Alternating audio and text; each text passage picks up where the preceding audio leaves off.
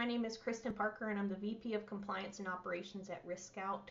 I had every intention of being with you in person today, but Mother Nature had different plans. So from a galaxy far, far away, I'm very excited to walk you through this presentation of SAR Wars, Law Enforcement Awakens.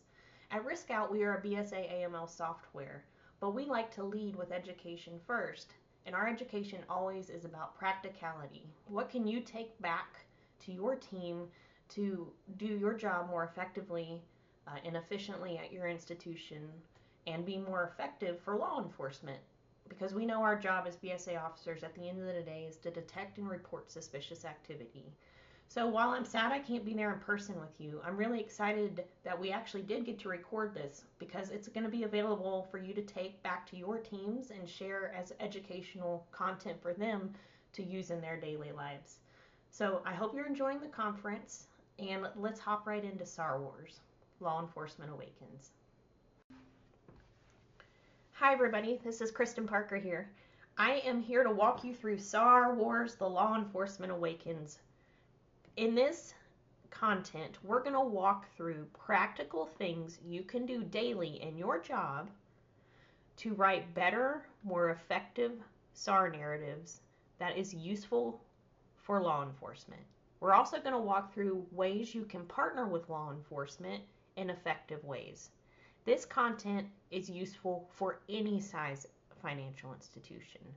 If you only have one branch, no branches, or 150 branches, this content is useful to you. In today's agenda, we're going to walk through the goals and objectives of what a SAR is, the life cycle of a SAR, what happens after you submit a SAR, making an informed SAR decision. Are we making SAR decisions defensively because we just want to check a box and not have to explain why we didn't file a SAR, or are we writing effective and filing effective SARs? What is an effective SAR and how do I craft one?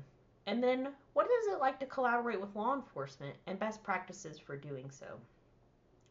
My name is Kristin Parker. I'm the VP of Compliance and Operations at RiskScout. I think it's important to always understand who's talking through the content with you when you are going through any type of training. So to give you a little bit of my background, I was a BSA officer at community financial institutions most of my career. I worked on the front line for a bit, but most of my career was spent in the BSA AML compliance world at a smaller community financial institution.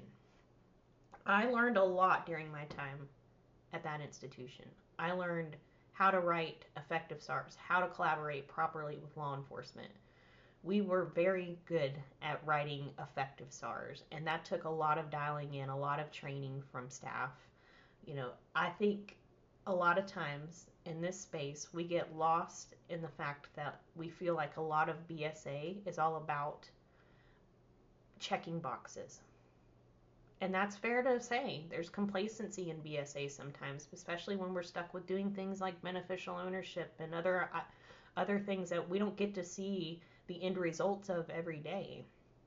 We often get looked at as the no machine or the negativity of the whole institution. We're looked at as a cost center instead of a revenue protector.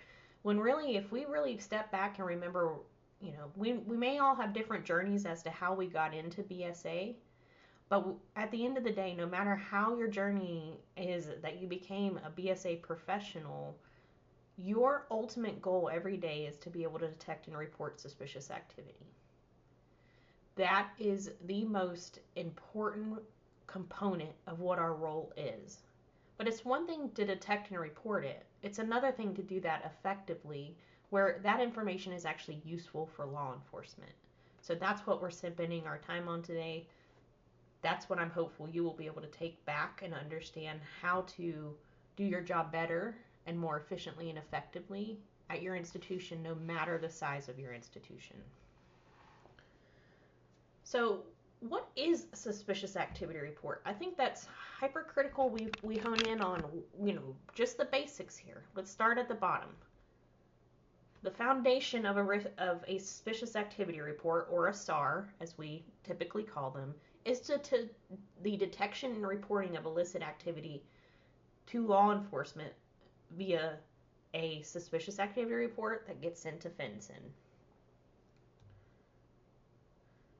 The purpose of a SAR is to aid law enforcement in investigations. It's not just to check a box because you found something suspicious. It is really there to aid them in their new or existing investigations that they are completing. What is the goal and objectives of suspicious activity reporting? We want to be able to detect suspicious activity and ensure compliance with BSA regulations. So we know that with BSA regulations, we have certain thresholds that we file SARs on. You can file a SAR on anything that you find suspicious, no matter the dollar amount. The guidelines state if you have found something suspicious that is $5,000 or more and you have a known subject, you are to file a suspicious activity report with FinCEN. If you do not have a known subject, that threshold is moved to $25,000. Again, you're going to hear me repeat this, maybe like a broken record at some point, but our objective is to support law enforcement and protect our financial institution.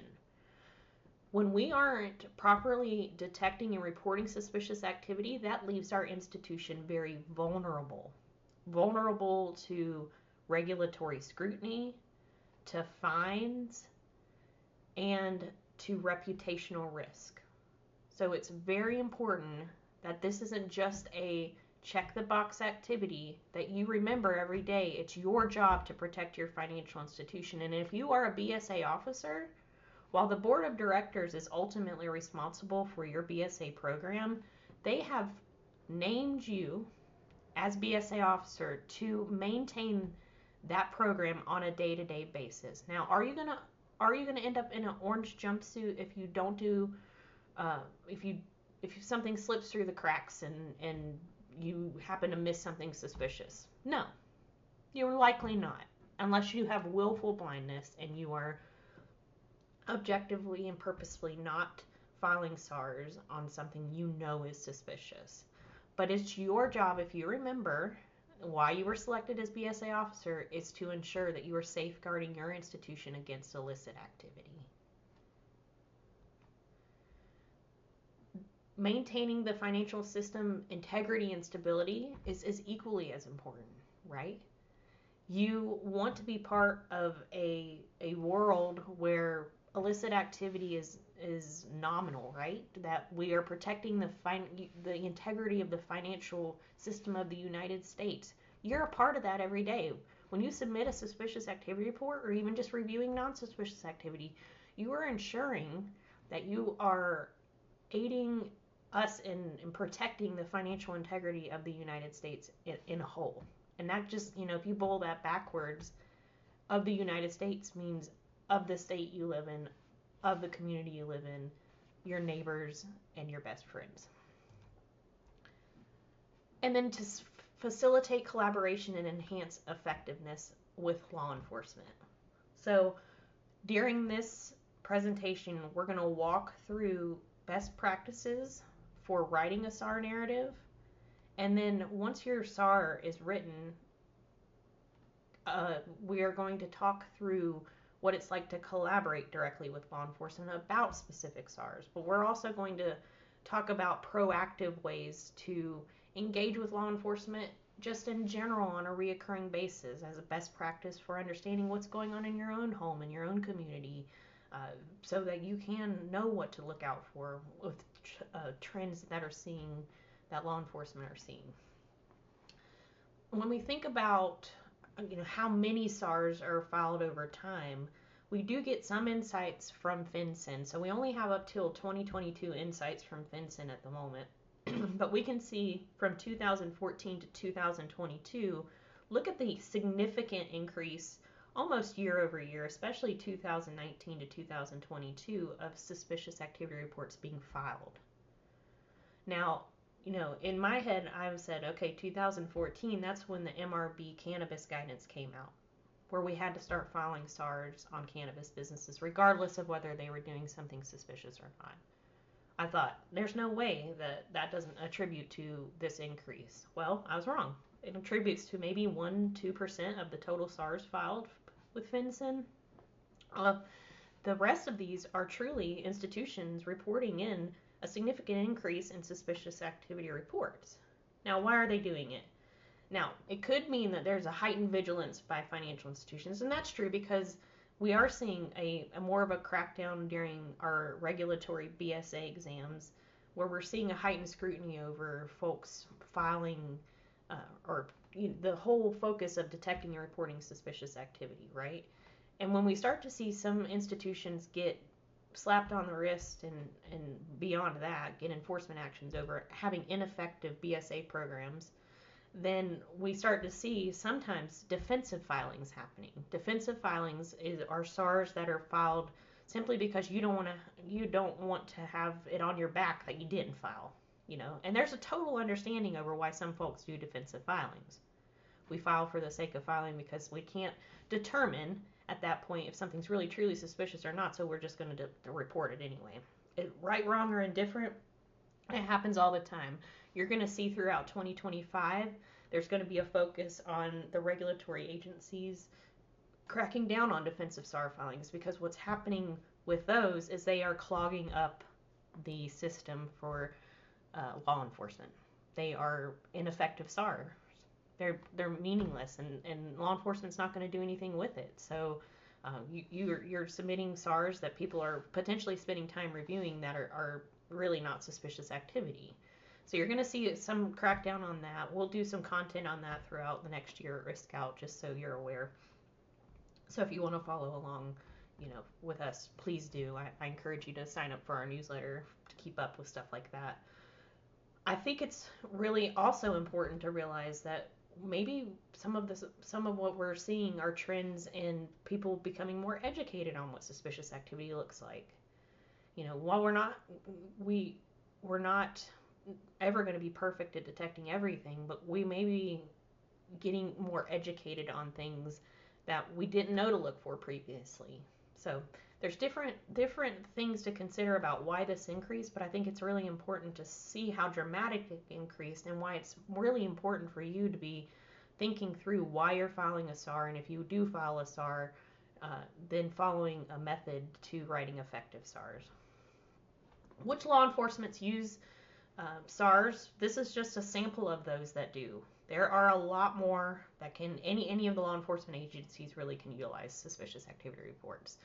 A lot of these are the main ones that do, but I think it's really interesting to see it's coming all the way from the FBI to ICE to the DOJ, you name it, they can use it. Well, the $1 million question is, well, how do they even get it? And what's the process for each of these agencies for finding these reports that I submitted? So when we look at the journey of how a SAR, what happens to a SAR after you submit it, once you submit your SAR to FinCEN, it goes to FinCEN is part of the U.S. Department of Treasury. So it goes to FinCEN, and it ends up in a database, a searchable database. Now, FinCEN does have its own agents in that department that know certain agencies are looking at certain criminals or crime types or focusing on certain areas. They will sometimes filter these reports directly to those agencies. But more often than not, we're seeing them all go into this database, and then each law enforcement agency has a different way of reviewing those SARs.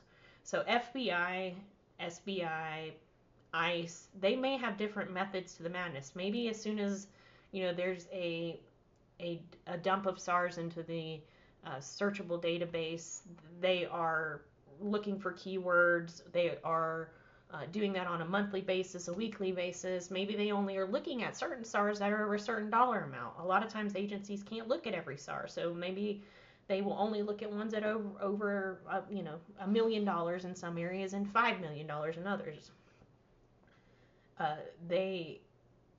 There are some that have committees that review them on some type of set cadence. They can set alerts for knowing if there is a certain case, names associated with the case that they are or researching if there's a SAR that comes in for that, they can be notified of that. Once they get a SAR that is meaningful to them, that they feel is useful for a new case investigation or an existing case investigation, then that's when they start to utilize your SAR, and you may end up receiving subpoenas for more information or them contacting you directly to understand more. And then impact of SAR reporting is part of the cycle, but very limited, right? We don't know a lot of times where our SARs go and how effective they are. Sometimes we only find out because we've read the local paper and we're like, oh shoot, I filed that SAR 3 years ago on that person. That's a high indicator I might have been part of this journey of them being detected by law enforcement and then prosecuted for whatever crime. Sometimes that only comes if you have direct engagement with law enforcement and you ask them. Some of them will reach out and tell you what happened after a case, because I think they are really, really wanting you to understand that this is something that they take seriously, and they're grateful for the work that you do in that area. But you don't get that type of engagement from law enforcement unless you seek out the partnerships. We'll talk more about that here shortly. So what does making an informed SAR decision look like? You're going to start with information gathering. That can look very different from institution to institution. Sometimes that includes your frontline. It should always include your frontline. No matter what institution you're at, you should equip anybody who is customer facing with the ability to report over to you anything that they find suspicious, because sometimes suspicious activity is not just transaction based. Sometimes it's behavior based. So allow them the ability somehow, whether through an internal form or an email, designated email account or something, that they can give you the details of what they don't feel right about so you can investigate further. Sometimes, a lot of times, that's through somebody's alert monitoring system, right? They have had transaction monitoring and something in their rules-based system has broken, and the activity has bubbled up, and they review it, and that's part of the information gathering. So there's different ways. Maybe they've received a subpoena, and that's something they want to start investigating and make sure they didn't miss anything, or maybe it is something they've reported on historically. Data analysis is really important. We want to analyze any data that we have to look for suspicious patterns. So sometimes in institutions, there's different thresholds for how far they look back. So they don't just look at what triggered that activity. So if it's an alert that triggered and it's only a week's worth of activity that was aggregated to and bubbled up as potentially suspicious, the best practice is never just to look at that week. It's to look back at least a certain period of time, usually 60 days, right? I want to look back 60 days and say, is this isolated? Is this isolated? Or is this something that is a pattern of behavior for this customer that I find suspicious? Or is it a pattern that is normal for this customer? It's up to you to decide that. We want to evaluate the level of risk posed by the suspicious activity. So if we look at the level of risk, we mean, what does this pose immediately to my institution? What's the worst that can happen? That's always something I was taught very early on in compliance and BSA. Is what's the worst that could happen, and then work backwards from there. Most of the time, it's not dire situations, but there are situations where maybe you have detected a human trafficking trend or elder financial abuse, where you should, if you have an elder situation, reach out to Adult Protective Services potentially. Maybe there's a reputational risk to the institution that should be escalated immediately. There's all sorts of different risks that we could involve. Maybe it's a nothing potato and you just had a customer come in and they, structured once in the 50 years they banked with you because their neighbor, they sold a car in cash and their neighbor told them they shouldn't deposit more than $10,000. We know we've all seen that happen. Are we going to file a SAR? Absolutely. Is this person a huge risk to my institution? No, they're just paranoid.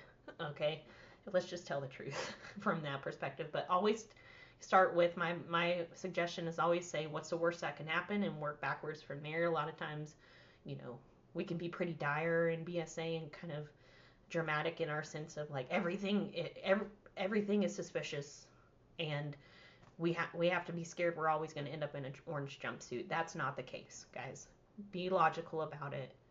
Work your way back and say, most of the time, There's not really something that is a huge emergency, but when there is, you don't want to always be the person crying wolf that, oh, this house is on fire, this house is on fire, this house is on fire, but you want to be able to have that good political capital that you've gained both internally at your institution and with law enforcement to really raise things that are truly potential red flags. We want to ensure compliance with SAR filing requirements. So again, that may look a little bit different from institution to institution. In the FFIEC manual, we say, it states you have 30 days from the initial SAR filing or from the initial detection of suspicious activity to file a SAR. Well, when do you define when you detected that suspicious activity? Or you determined it was suspicious? It's usually not the day that it triggered an alert, because you haven't had really that time to investigate. It's usually not the day that you opened your case, because when you open your case, that doesn't mean you completed your investigation. It's usually once your investigation is completed, that's the date it's either determined to require a SAR filing or a no SAR filing. But have that documented in your policies and procedures so that you know that date, so you can prove policy adherence. Because at the end of the day, the regulators always come in and say, first, does your policy meet the BSA regulatory requirements? Yes or no? It's the board approved policy. Yes or no? Yes, it does. Okay, now based on what they say they're doing in their policy, I want proof that they are doing that on their day-to-day basis. So whether your policy or your procedures lays out when the determined suspicious activity trigger hits, make sure it's well defined so that you can prove that you are adhering to your policies and procedures. Guideline consultation. Refer to internal policies and procedures for SAR filings. That's basically what we just talked about, guys. When do you determine suspicious activity has occurred and warrants a SAR filing? Define that. Your regulators are going to look for it. And then rationale your documentation. If you have filed a SAR and you have good reason to, document that well. If you have decided not to file a SAR, the same logic applies. You don't have to file a SAR if you don't have, just do not, this goes back to defensive SAR filings. Just because you can't explain something wholly doesn't mean it's necessarily suspicious, right? Use your logic and your common sense to say, is this truly something I can mitigate the risks for, or I can't? And more oftentimes than not, you're going to find that maybe the right thing is to do to file a SAR. But the other times, and maybe you need a little bit more time to determine whether something is truly warranting a SAR or not. That's okay too, because you still haven't determined whether something is suspicious or not, so that 30-day timeline has not started. So just remember, if it's not documented, it didn't happen in our space. So that's critical for covering yourself from a personal liability perspective as a BSA officer. Because it could be years from now that something comes up about a suspicious activity that you guys are subpoenaed on. And if you decided to not file a SAR or file a SAR, they're going to need that documentation as to your decision. And what you never want to do is be caught in a situation where you can't remember what happened because it's been so long, or your logic behind your reasoning is not complete enough for you to remember the details. So I personally know BSA officers who have been brought to court over SAR filings in situations that they knew something was suspicious. They kept filing, as they should. They kept trying to inform the board. They kept trying to inform management what was happening. They wanted nothing to do with it. They had, this was a good customer. This was somebody who brought in deposits. This is somebody who brought in fee income. And they just thought she was being a nag over there. So she filed and she filed and she filed, and that's what saved her, because eventually it was found out years later that that company was corrupt, and there was a huge investigation and conviction in that spot, and she was covered because she covered her tracks with her rationale and her SAR filings. So always remember, CYA. It's all about, the law enforcement response rate, essentially. What is a law enforcement response rate? It's essentially a barometer for understanding how effective your SARs are. It's their responsiveness to filed SARs. It really is important in engaging and understanding the efficacy of the SAR filings you are submitting through FinCEN and your collaboration with law enforcement. I mentioned in the beginning how my last institution I was at, we had a very high law enforcement response rate, and that's because we took the time to engage with law enforcement. And as soon as they started seeing how we wrote SARs and the effectiveness of the SARs, and we weren't just defensive filing SARs, they started to actually look for our SARs in the database. If they saw our name come through, they pulled those SARs because they knew that they were more often than not pretty effective SARs. And I mentioned earlier about how some agencies may only look over certain dollar thresholds of suspicious activity. $1 million maybe in my area, $5 million in another area. Miami's a good example. You're going to look at higher dollar amounts just because the crime is different there than the area that I'm at, right? Because that can be pretty discouraging for folks who are filing things on $5,000, $10,000 transactions. And that's why it's so important to engage with law enforcement outside of just, dumping stuff into the BSAE filing for it to go to FinCEN and for them to maybe read one day. The more you engage with them, they understand, that what to look for with suspicious activity, and what you're looking for is truly something that they want to be engaged with, then it doesn't matter the dollar threshold. You're not going to get your stuff just swept under the rug because it's not $1 million and greater. They're going to start to look for things that are coming from your institution or that you've called them about, no matter the dollar amount. We're going to talk in detail about each of these sections, but creating an effective SAR narrative includes really 6 key components: establishing compelling context, building intriguing characters. So we want to understand, why you initially filed a SAR, who's involved. We want to provide factual analysis. So we don't want to be making stuff up willy-nilly just to make something juicy so they'll pick up our SAR. We got to provide facts, otherwise we'll be wasting their time. We're going to illuminate actionable insights. What have we done as an institution? Have we reached out to them? Have we gotten an explanation? What research have we done? Have we used an adverse media tool that pulled back positive information on this individual? We want to weave a coherent storyline. We don't want to be shooting out all these facts in a non-effective way where people are lost in your story, essentially. And then we want to conclude with a impactful but concise recap. We'll talk about what that looks like here in a minute. Step 1 of an effective SAR narrative always starts with a really impactful opening paragraph. Crafting a concise yet compelling descriptive and encapsulating the suspected criminal activity being reported is hypercritical, guys. I have created you guys a walkthrough of how to write an effective SAR narrative. It explains all of this in detail, but it also gives you a sample of what that looks like. So you can take that back and you can use that in your daily life to say, this is what an effective SAR narrative looks like that used to get law enforcement's attention all the time. Then I'm going to try to use that. Try to use it a handful of times on a couple of SARs you've written and see if you can get any traction there. You may take a little bit to get law enforcement, but keywords used in your SAR opening paragraph are key. It matters because law enforcement gets a really quick, comprehensive understanding of why you decided to file that SAR to begin with.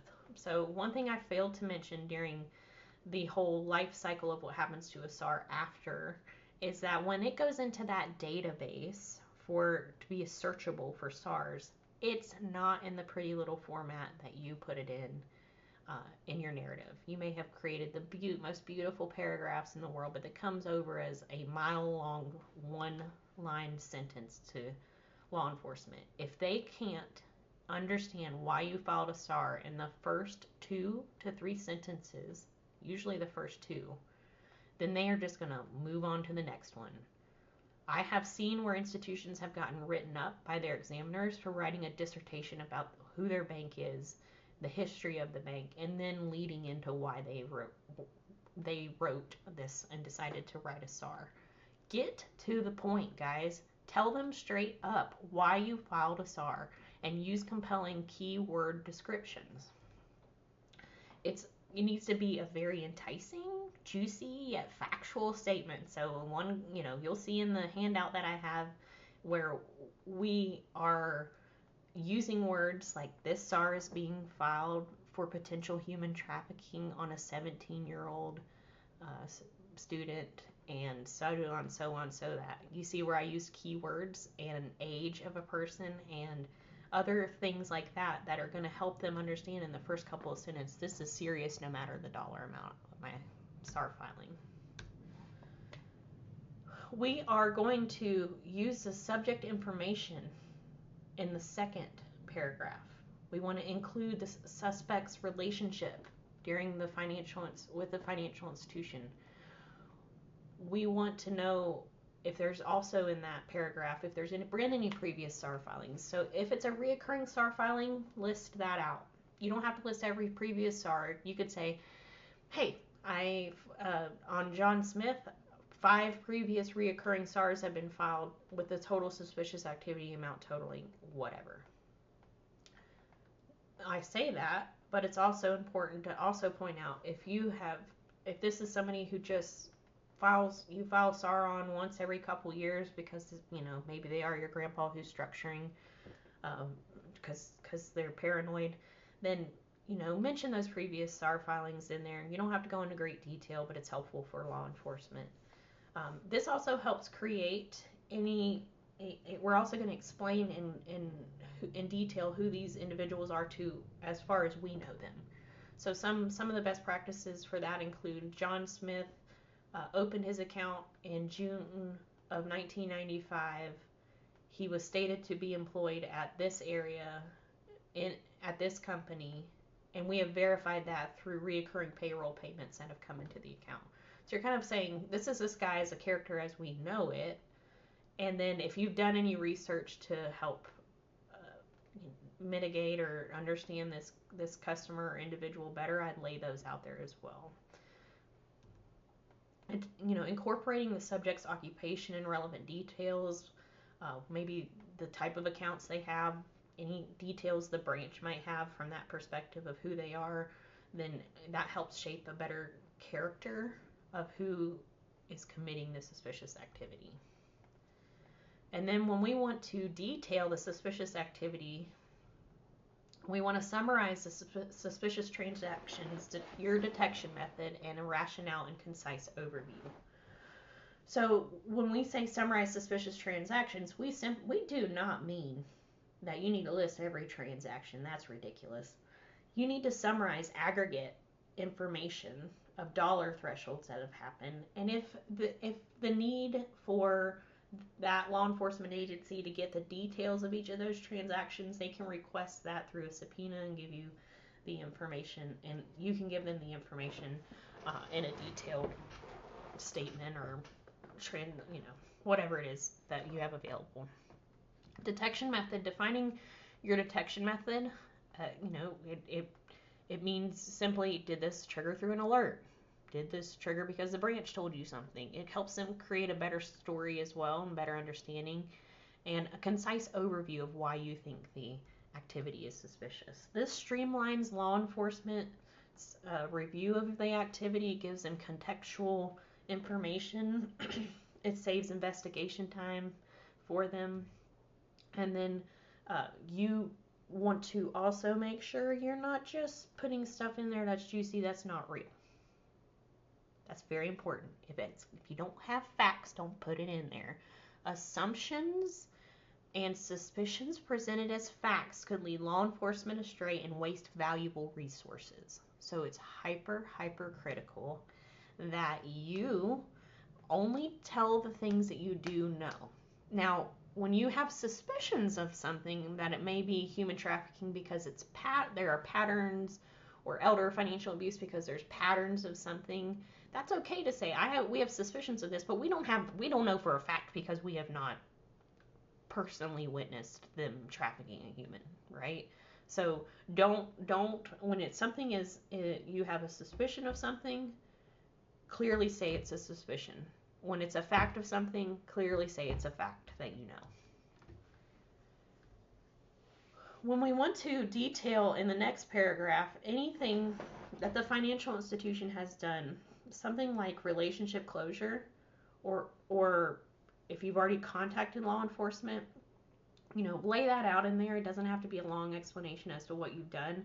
Just to be like, this account was closed on 9/9/19 and no further action is required from our end. We wanted to make sure you were aware of this. Or if you contacted John Smith, the law enforcement agency, put that information in the SAR and that part of the SAR where you SAR page where you can put law enforcement contact. It's important to fill that in as well, but also put it in the narrative just for contextual purposes as well.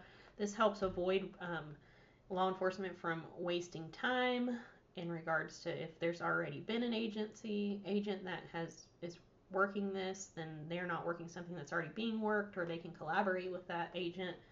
We don't want to waste their time, essentially. And also is important to remember, if you've already contacted law enforcement over what's happening and they have said, can you please keep this account open, it's important to say, you provide me with a keep open account letter, please. Always say please.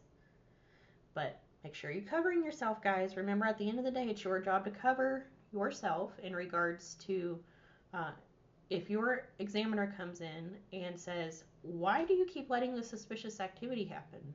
Normally, most institutions have a 3 strikes you're out rule, right? It's like, okay, once I file my 3rd reoccurring SAR, you truly are, I feel like you're really doing something suspicious here. It's not isolated, so I need to let you go because we don't want to be aiding and embedding any type of illicit activity. So if law enforcement says, keep that account open so I know where they are and we can watch it and build our case, then get a letter from them saying that they've asked you to keep it open. It covers yourself. And then when it comes to your conclusion paragraph, we want to provide a brief summary referencing the investigation number for law enforcement accessibility. This simply means if you have a case number that you've used to investigate this to make your SAR decision, provide them with that case number as content in the bottom of the paragraph. So when they do reach out to you, they can say, hey, I'm referencing case 1234 for John Smith. Please provide all supporting documentation for the SAR. Makes their lives easier. It makes your life easier from a research perspective.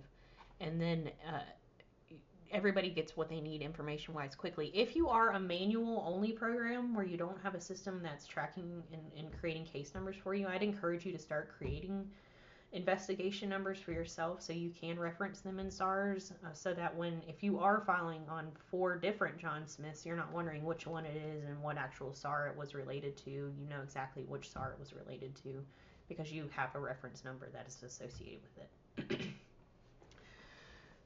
Law enforcement collaboration is super important when it comes to having actual effective relationships with law enforcement.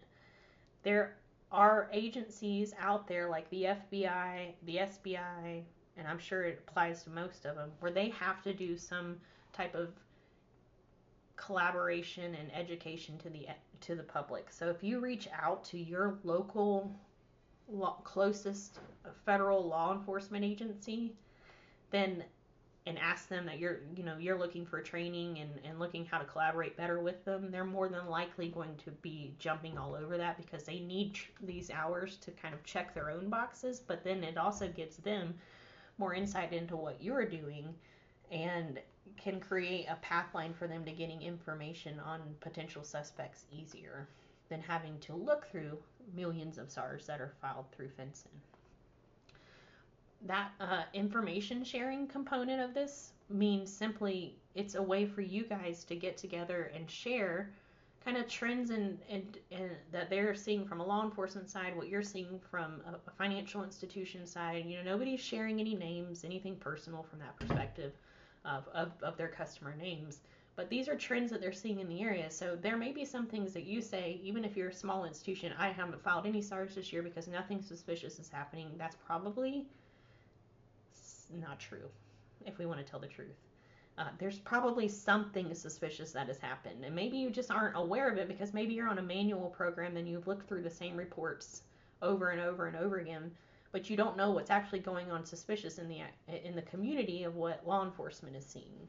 So if they can share trends and tricks with you of what they're seeing, then you can hone in what you're monitoring for, so your monitoring is more effective, and you're not just checking boxes of looking through certain paperwork or looking through some alerts that are really maybe not effective for your area, right? So understanding based on your footprint, the demographic you're serving, the products and services you're offering, and what law enforcement is saying they're seeing from a pattern of behavior will help you better understand how to make your monitoring for suspicious activity better and more effective. The more effective we are, the quicker we can find suspicious activity, and usually we have to call the elephant in the room. The elephant in the room. If you're at a smaller institution, you're probably not just the BSA officer. You're probably the compliance officer, the OFAC officer, the security officer.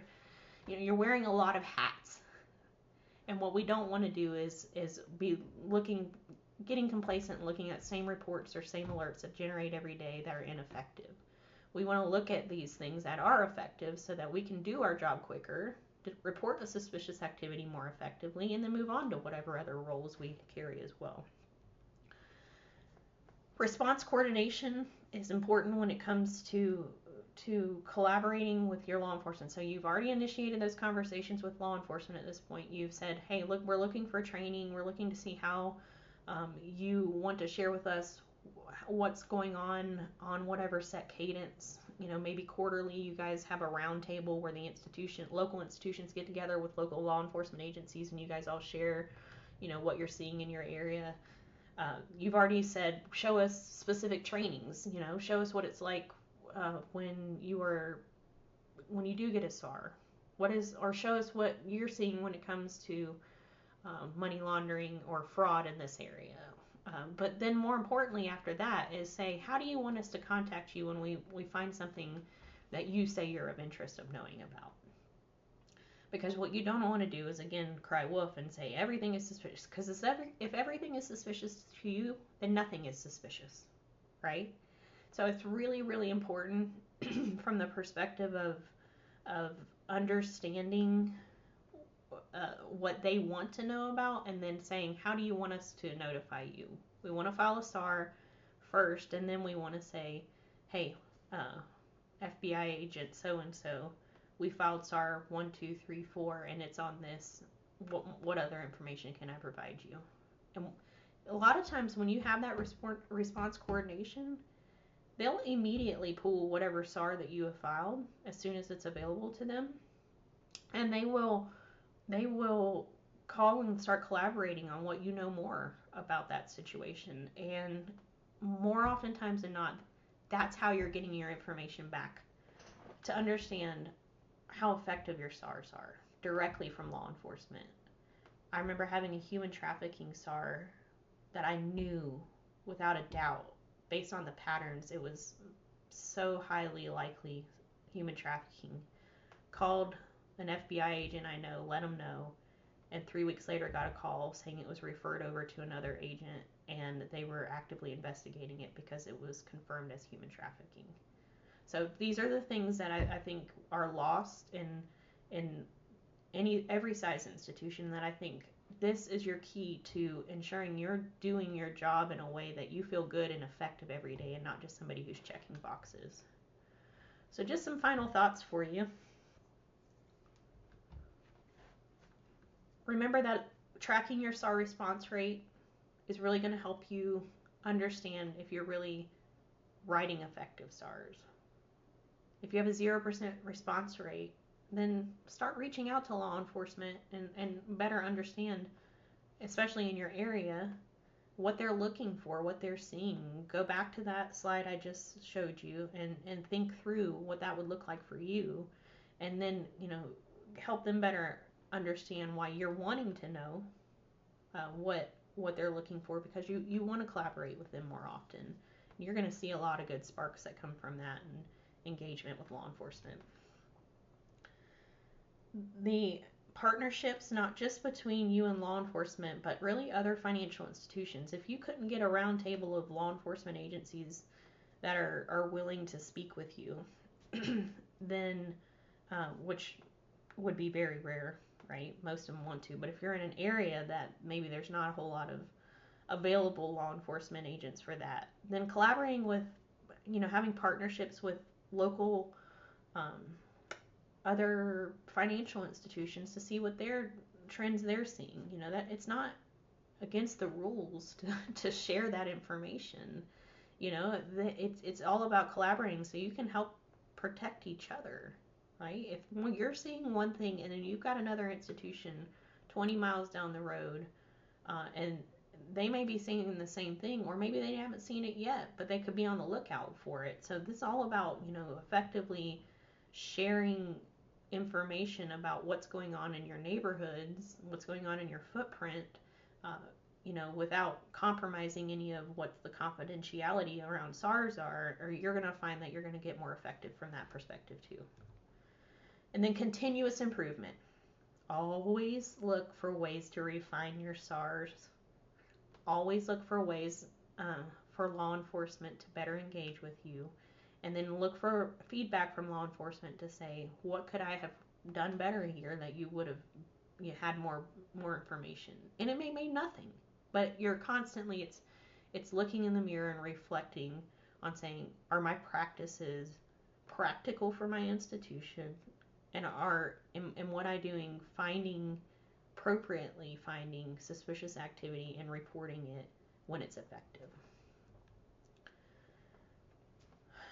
I mentioned I'm from RiskScout, and I've been here about 4 years now. RiskScout was really born from former BSA officers and people who have been building software for community financial institutions. We've actually built our own BSA AML monitoring system. We help institutions all over the U.S. We are a one-to-one replacement for all the existing BSA transaction monitoring, alert, SAR and CTR case management, 314A, OFAC, so on and so forth from that perspective. We were built with community financial institutions in mind. Our cheeks in the seats experience really helped us. It's kind of been a dream to be able to build a software I always wished I had as a BSA officer. So if you guys are ever interested in taking a look at this, feel free to contact me, or you can fill out the contact form using that QR code there. And last but not least, here's my information. You can follow me on LinkedIn. You can follow RiskScout on LinkedIn. That's where you're going to get a lot of real-time content too that may be really valuable for you. My email address is here. I really encourage you to reach out to me if you have any questions. I'm always about partnerships. You'll find that, at RiskScout we believe in community and building communities that are supportive of each other. So contact me if you have any questions. There's also going to be a handout that you can download about the SAR best practices. I really encourage you to take that back, read through that, and follow up with any questions you have. It gives you great real-life example of how to actually write a SAR narrative that's effective and why we recommend that you do. We have a lot of former regulators on staff at RiskScout as well, so this is not just coming from somebody who's been a BSA officer, but it's coming from folks that have regulated our institutions all the way from the OCC to the FDIC and beyond. So just know that you always have us as a partner if you need us, and it was my pleasure to walk you through this today.